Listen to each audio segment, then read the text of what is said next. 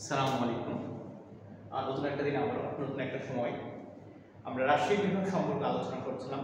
গত ক্লাসে আমরা রাজশাহীর ভৌগোলিক অবস্থান সম্পর্কে জেনেছি। আজকে রাজশাহী বিভাগের পরবর্তী যে ভাগগুলো সেই সম্পর্কে জানবো।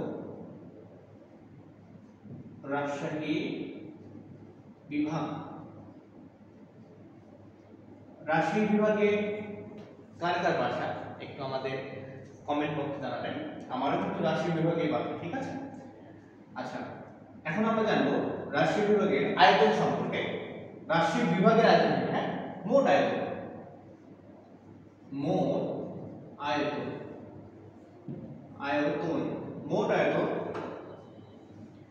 18,153, 18,153.08 বর্গ কিলোমিটার, 08 বর্গ কিলোমিটার, ঠিক আছে? 08 বর্গ কিলোমিটার।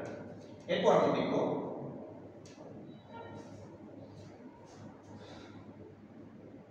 মোট জনসংখ্যা।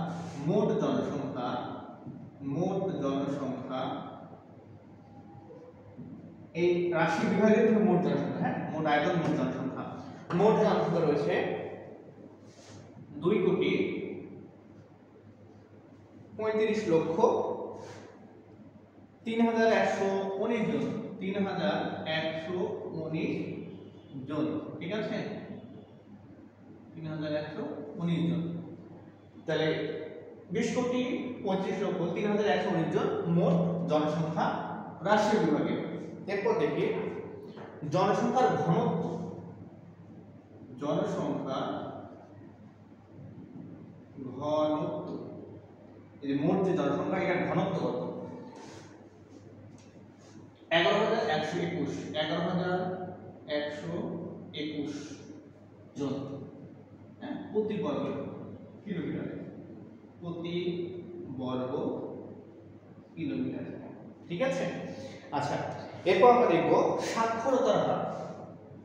যে রাজশাহী বিভাগের সাক্ষরতার হার কতখানি? সাক্ষরতার হার, সাক্ষরতার হার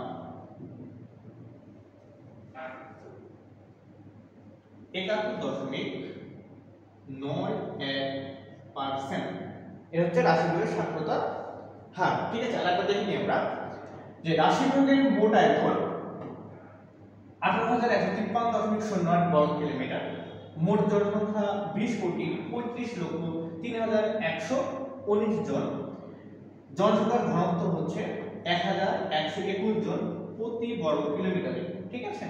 এরপর সাক্ষরতার হার দেখে 71.91%, এটা হচ্ছে সাক্ষরতার হার। সবাই ভালো থাকবেন, সুস্থ থাকবেন, আর একটু পড়াশোনা করবেন, ইনশাআল্লাহ ভালো কিছু হবে। আসসালামু আলাইকুম।